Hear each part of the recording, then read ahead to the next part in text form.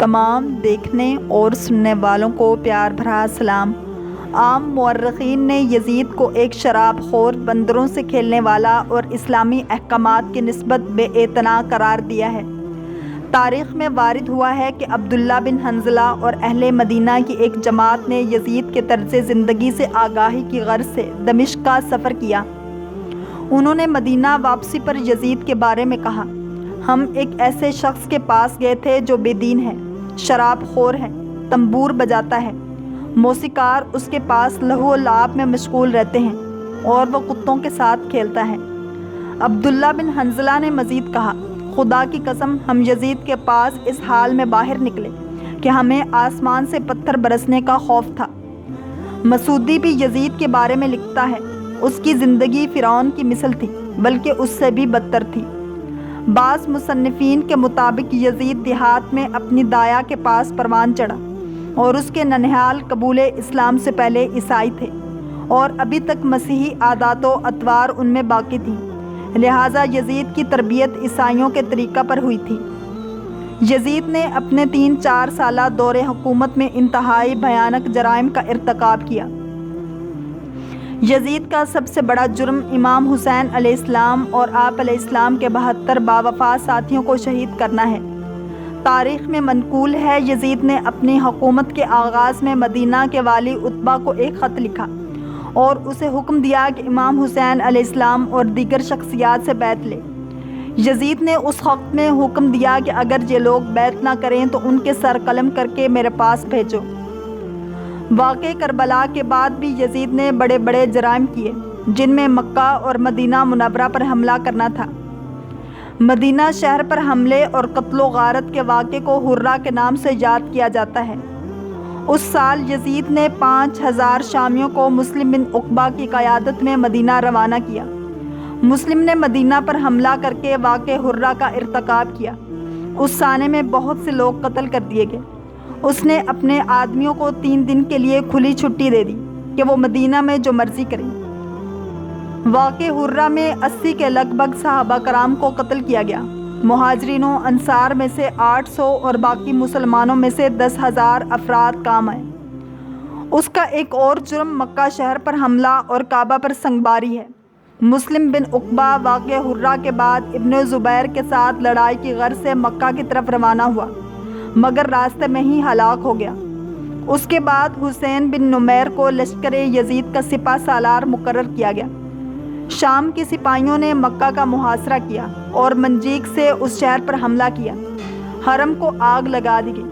اس واقعے میں خانہ کعبہ منہدم ہو گیا اور لوگوں کے بہت سے گھر نذر آتش ہو گئے، اور سن 64 ہجری میں یزید کی ہلاکت کی خبر مشہور ہونے کے بعد سپاہی شام واپس آ گئے۔ یزید کی موت کیسے واقع ہوئی، اس پر بہت سی مختلف داستانیں ہیں۔ واقعہ کربلا کے کچھ ہی دنوں کے بعد یزید ایک ہلاکت انگیز اور انتہائی موذی مرض میں مبتلا ہوا۔ پیٹ کے درد اور آنتوں کے زخموں کی ٹیس سے ماہیے بے آب کی طرح تڑپتا رہتا تھا۔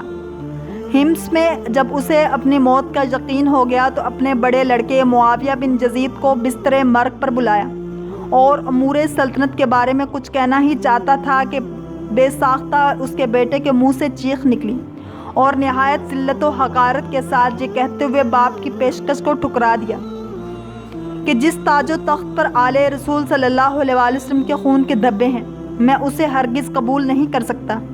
خدا اس منحوس سلطنت کی وراثت سے مجھے محروم رکھے جس کی بنیادیں نواسہ رسول صلی اللہ علیہ وسلم کے خون پر رکھی گئی ہیں۔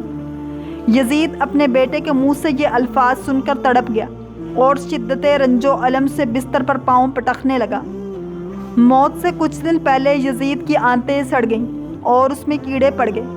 تکلیف کی شدت سے خنزیر کی طرح چیختا تھا۔ پانی کا قطرہ حلق سے نیچے اترنے کے بعد نشتر کی طرح چبھنے لگتا تھا۔ عجیب قہر الہی کی مار تھی۔ پانی کے بغیر بھی تڑپتا تھا اور پانی پا کر بھی چیختا تھا۔ بالآخر اسی درد کی شدت سے تڑپ تڑپ کر اس کی جان نکلی۔ لاش میں ایسی ہولناک بدبو تھی کہ قریب جانا مشکل تھا۔ جیسے تیسے اس کو سپرد خاک کیا گیا۔ یزید پلید کی موت کا ایک سبب یہ بتایا جاتا ہے کہ وہ ایک رومیو نسل لڑکی کے عشق میں گرفتار ہو گیا تھا۔ مگر وہ لڑکی اندرونی طور پر اس سے نفرت کرتی تھی۔ ایک دن رنگ رنگلیاں منانے کے بہانے اس نے یزید کو دور ویرانے میں تنہا بلایا۔ وہاں کی ٹھنڈی ہواؤں نے یزید کو بدمست کر دیا۔ اس دوشیزہ نے یہ کہتے ہوئے کہ جو بے غیرت و ناہنجار اپنے نبی کے نواسی کا غدار ہو، وہ میرا کب وفادار ہو سکتا ہے؟ خنجر آبدار کے پے در پے وار کر کے چیر پھاڑ کر اس کو وہیں پھینک دیا۔ چند روز تک اس کی لاش چیل کووں کی دعوت میں رہی۔ بالآخر ڈھونڈتے ہوئے اس کے ابالی موالی وہاں پہنچے اور گڑھا کھود کر اس کی سڑی ہوئی لاش کو وہیں داب آئے۔ اس ملعون کی موت کی ایک روایت یہ ہے کہ بلادرزی نے ایک شامیر بوڑھے سے یزید کی موت کے سبب کے بارے میں لکھا ہے۔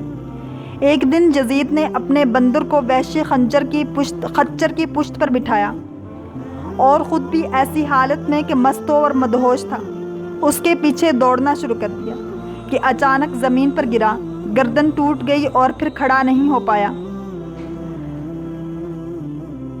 اگر آپ کو یہ ویڈیو پسند آئی ہے تو لائک، شیئر اور سبسکرائب کرنا مت بھولیے تاکہ ایسی ہی اسلامک انفارمیٹیو ویڈیوز آپ تک پہنچتی رہیں۔